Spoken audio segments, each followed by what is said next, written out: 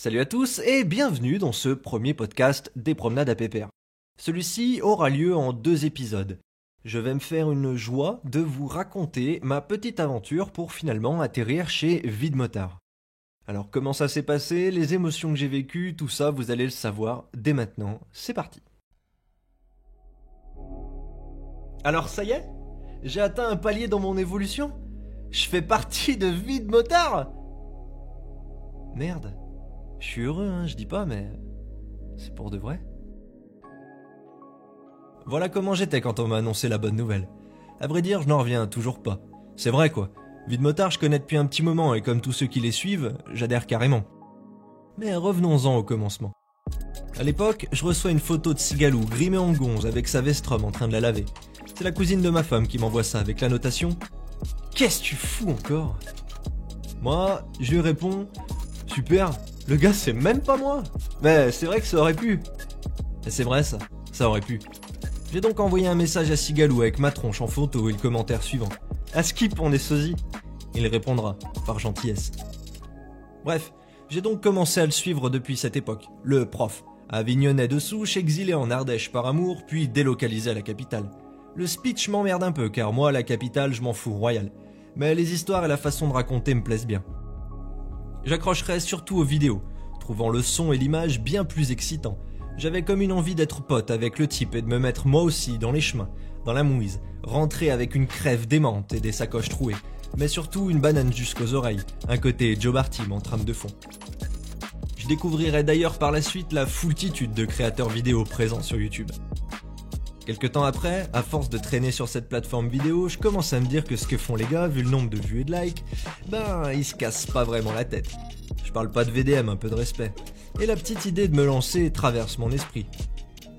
J'avais une GoPro, mais pas de sujet intéressant. Pas grave, ma première vidéo portera sur la création de ma chaîne.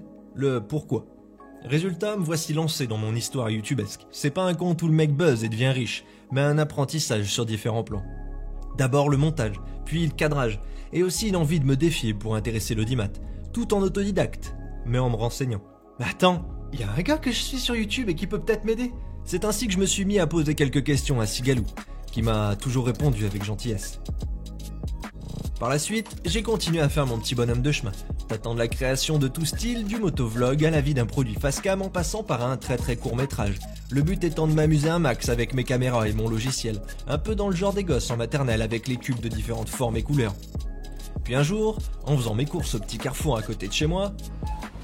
Alors, bière check, saucisson check... Là, je reçois une notif Facebook. C'est pile à ce moment que j'ai commencé à vivre ma meilleure vie de motard youtubeur. Videmotard venait de s'abonner à ma page. Bon ok, soyons rationnels. Mais non, trop pas. J'ai envie d'avoir 14 ans, j'ai envie de sauter, de crier. Bah attends, c'est ce que j'ai fait. Ouais bon ça va non. Mets-toi à ma place. Moi tout petit, recevoir un soutien d'un plus grand que j'admire. S'en est suivi un bref contact avec Mathieu, puis une rencontre à l'occasion d'un anniv. J'étais une groupie, un vrai gosse. Putain vache, c'est lui qui s'est fait le Vercors en plein hiver en VFR. Sa légende n'était plus à faire. Ça n'ira pas plus loin. On se quittera avec pour lui une envie de m'initier off-road et moi une envie de rouler avec lui. Puis est venu mon premier gros projet, le Tour de la Loire à moto, d'une traite. 523 km en 9h12. Ça te paraît peu ? Peut-être. Mais moi, je suis pas un grand motard. Je suis un milieu des grands voyageurs ou même simplement des mecs qui aiment rouler. Donc pour moi, c'était mon plus gros défi. J'ai aussi réussi à en faire une vidéo, et ça c'est le bonus. Réussir à se faire une trace gravée à jamais d'un moment de ta vie dont tu risques d'oublier toute la saveur.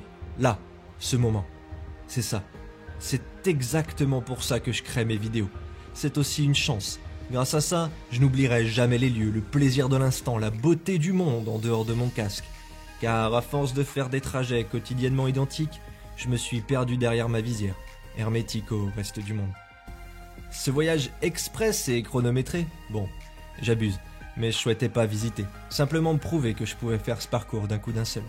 Ce voyage donc m'aura ouvert les yeux et l'appétit, celui d'un motard angoissé par l'idée même de ce qu'est la moto, un outil pour se téléporter n'importe où, et qui, au fil des années, se sera confortablement installé dans sa zone de confort, rétrécissant ainsi la vue panoramique qu'il pouvait avoir perchée sur la selle de son destrier. La vidéo fut postée en 2 épisodes pour me permettre de faire 2 sujets différents. Elle aura plutôt marché à mon échelle et d'un point de vue YouTube. De toute façon, même si les stats s'écoulent, ce n'est pas le principal objectif. Je venais de réaliser ma première vraie aventure de grand, de motard. Un chouette défi réalisé, des souvenirs dans la tête et en images, de nouvelles sensations et surtout des dizaines de portes et de fenêtres qui sont ouvertes dans ma tête, laissant le champ libre à la création, à mes envies et à mes rêves. C'est après le premier épisode que Mathieu m'a envoyé une grosse dose de courage et de soutien. J'avais juste envie de chialer. En toute franchise, quand tu crées des vidéos, ton premier juge, c'est la famille et les amis. Donc ils n'y connaissent rien, voire pas grand chose en montage vidéo ou en moto. Alors leur regard sur ce que tu proposes n'est pas forcément le bon. Il est soit trop brusque, car inintéressant pour eux, soit trop complaisant, parce que on t'aime bien. Je ne dis pas que Mathieu c'est Spielberg, mais il fait partie d'un groupe qui a bien plus de bouteilles que moi et mes potes réunis. En plus, c'est l'un des premiers à prendre mon envie de rouler, filmer et partager ma vision du monde motard au sérieux.